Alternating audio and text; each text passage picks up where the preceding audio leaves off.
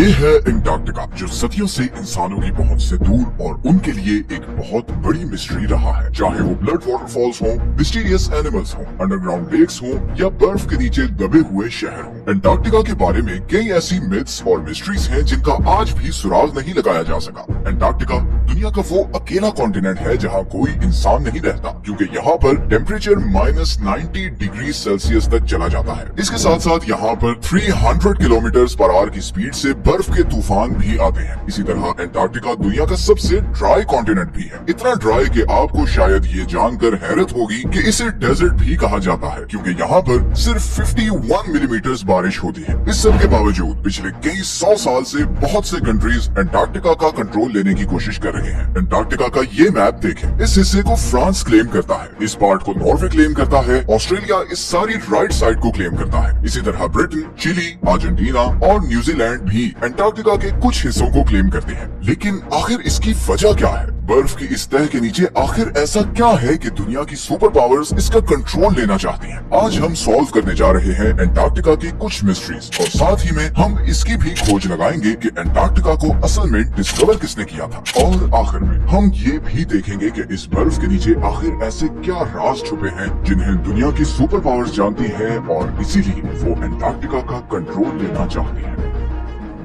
Antarctica किसने discover किया? Depends on who you are asking. Britishers कहते हैं कि अंटार्कटिका उन्होंने डिस्कवर किया था, जबकि रशियंस कहते हैं कि सबसे पहले उन्होंने यहाँ कदम रखा था। लेकिन अंटार्कटिका का जिक्र आज से कई हजार साल पहले ग्रीक फिलोसोफर एरिस्टोटल ने किया था, जब उसने कहा कि जमीन गोल है और नॉर्थ और साउथ पोल एक दूसरे के मिरर इमेजेस हैं। 2021 में रॉयल सोसाइटी ऑफ न्यूजीलैंड की एक स्टडी पब्लिश हुई, जिसमें ये कहा गया कि इधर ऑस्ट्रेलिया के पास पॉलिनेशियन आइलैंड्स पर रहने वाले माओरी लोग शायद पहले इंसान थे जो 7वीं सदी में अंटार्कटिका पहुंचे थे, क्योंकि उनकी पुरानी कहानियों में एक ऐसे बर्फीले कॉन्टिनेंट का जिक्र मिलता है जो जमीन की सदर्न साइड पर है। खैर, रिकॉर्डेड हिस्ट्री में ब्रिटिश ऑफिसर जेम्स कुक वो पहला यूरोपियन था जो अंटार्कटिक सर्कल क्रॉस करके इधर अंटार्कटिका के पास पहुंचा। लेकिन वो अभी अंटार्कटिका से 130 किलोमीटर दूर ही था कि उसने अपनी शिप वापस मोड़ ली, क्योंकि उसे अंटार्कटिका तो नजर नहीं आया, मगर पानी में तैरते हुए आइसबर्ग्स जरूर नजर आए। और समुद्र के तेवर ऐसे थे कि शिप को आगे लेकर जाना बहुत खतरनाक था। इसीलिए जेम्स कुक ने कहा था कि इस सदर्न कॉन्टिनेंट तक पहुंचना इतना खतरनाक है कि शायद ही कभी कोई इंसान यहाँ तक आए। कैप्टन कुक के बाद और भी बहुत से लोगों ने अंटार्कटिका डिस्कवर करने की कोशिश की, मगर वो कामयाब नहीं हो सके। फिर 19वीं सदी के आते ही इकोनॉमिक डोमिनेंस के लिए कंट्रीज के बीच एक कंपटीशन शुरू हो गया। दुनिया अब एक न्यू वर्ल्ड ऑर्डर की तरफ बढ़ रही थी। रिसोर्सेज और नए ट्रेड रूट्स डिस्कवर हो रहे थे, इंडस्ट्रीज लग रही थी। हर कंट्री आने वाली नई सदी में सुपर पावर बनना चाहता था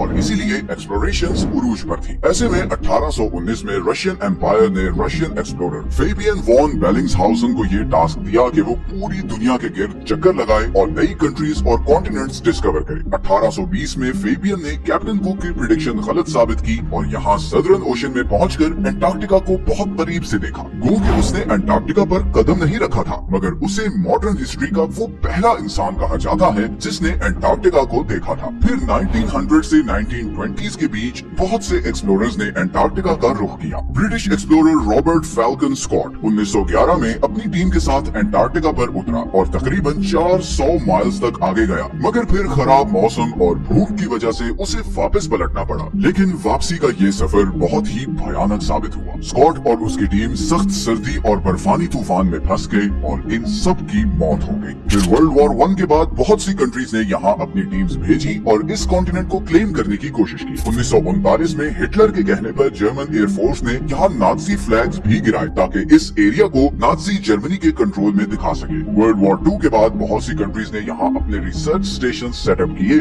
और यहीं से फिर अंटार्कटिका के बारे में मिस्टीरियस डिस्कवरीज होना शुरू हुई। सबसे पहली और बड़ी मिस्टीरियस डिस्कवरी ये है कि किसी जमाने में अंटार्कटिका पर बर्फ नहीं बल्कि घने जंगल थे। इंपीरियल कॉलेज ऑफ लंदन के साइंटिस्ट्स के मुताबिक उन्हें यहाँ फॉसिलाइज्ड वुड मिली, जिससे पता चलता है कि करीबन 90 मिलियन ईयर्स पहले अंटार्कटिका एक गर्म कॉन्टिनेंट था जहाँ पर घने जंगल होते थे। इसके अलावा उन्हें यहाँ कुछ ऐसे इंसेक्ट्स के फॉसिल्स भी मिले जो सिर्फ गर्म इलाकों में होते हैं। अंटार्कटिका के बारे में दूसरी बड़ी और मिस्टीरियस डिस्कवरी ये थी कि इस 3 किलोमीटर की बर्फ के नीचे 400 लेक्स हैं जिनका अपना ही इकोसिस्टम है। वहाँ पर ऐसे समुद्री जानवर हैं जो पूरी दुनिया में कहीं नहीं होते, जैसे ये बड़े बड़े स्पाइडर्स और सी थ्रू जेलीफिश। ये बर्फ के नीचे एक अलग ही दुनिया है। इसी तरह अंटार्कटिका पर एक और चीज जिसने बहुत से एक्सप्लोरर्स को बहुत सालों तक पजल किए रखा, वो ये खूनी चश्मे हैं। मैकमर्डो की वैली में ये वाटरफॉल ऐसे है जैसे बर्फ से खून निकल रहा हो, मगर हाल ही में साइंटिस्ट्स ने ये डिस्कवरी की है कि इस वाटरफॉल का सुर्ख रंग इसलिए है क्योंकि इस चश्मे को एक बहुत ही सॉल्टी लेक से पानी आता था, जिस पर अब कई 100 फुट बर्फ पड़ चुकी है और वो लेक एटमॉस्फेयर से बिल्कुल कट ऑफ है।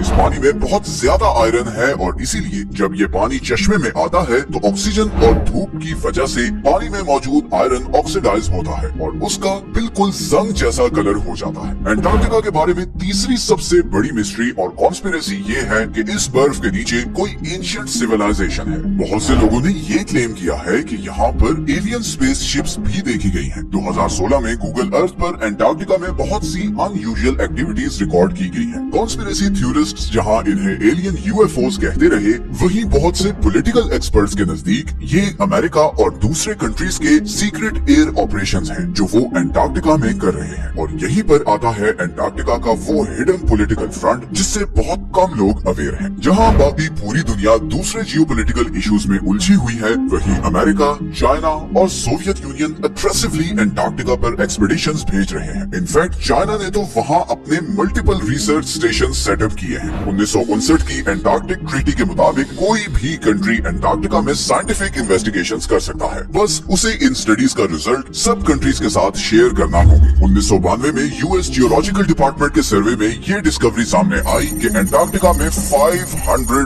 बिलियन बैरल्स के नेचुरल गैस और ऑयल के रिजर्व्स हैं, लेकिन चाइना और ये दूसरे कंट्रीज इस ऑयल और गैस के लिए अंटार्कटिका में इंटरेस्टेड नहीं है। बल्कि हाल ही में अंटार्कटिका में बहुत ही बड़ी क्वांटिटी में नियोडिमियम, प्रेसियोडिमियम, टर्बियम और डिस्प्रोसियम जैसे रेयर अर्थ मिनरल्स के रिजर्व्स डिस्कवर हुए हैं। ये वो मिनरल्स हैं जो सारी इलेक्ट्रॉनिक डिवाइसेस में यूज होते हैं और क्योंकि दुनिया का फोकस अब ऑयल और गैस से हटकर इलेक्ट्रॉनिक डिवाइसेस को पावर करने वाले एनर्जी रिसोर्सेज की तरफ जा रहा है, तो इन मिनरल्स की डिमांड ऑयल और गैस से भी ज्यादा है। इलेक्ट्रिक कार्स और आयन बैटरीज ही अब फ्यूचर है और फ्यूचर को कंट्रोल करने की ये रेस ही इन सुपर पावर्स को अंटार्कटिका की बर्फ और तूफानों में ले आई है। अंटार्कटिका की लास्ट मिस्टीरियस डिस्कवरी ये सदर्न ओशंस है। दुनिया के खतरनाक तरीन समुद्रों में सदर्न ओशन का नाम आता है। हमारी दुनिया का क्लाइमेट और वाटर सप्लाई ये सदर्न ओशन ही कंट्रोल करता है, क्योंकि ये अटलांटिक और पैसिफिक ओशन के साथ भी मिलता है। साइंटिस्ट्स के मुताबिक दुनिया का 15% carbon emission southern ocean absorb करता है और ग्लोबल वार्मिंग के साथ साथ इस ओशन की इम्पोर्टेंस बढ़ती जा रही है, क्योंकि यहाँ पर जमी हुई बर्फ पिघल रही है और बर्फ के पिघलने से बहुत से खजाने अब बाहर आ रहे हैं जिन समुद्रों में कभी इंसान जाने का सोच भी नहीं सकते थे। बहुत जल्द वो इम्पोर्टेंट ट्रेड रूट्स बनने वाले हैं। अंटार्कटिका पर अब भी बहुत सी स्टडीज चल रही हैं और हु नोस कि आने वाले टाइम में और क्या मिस्टीरियस चीजें अंटार्कटिका के बारे में डिस्कवर होंगी।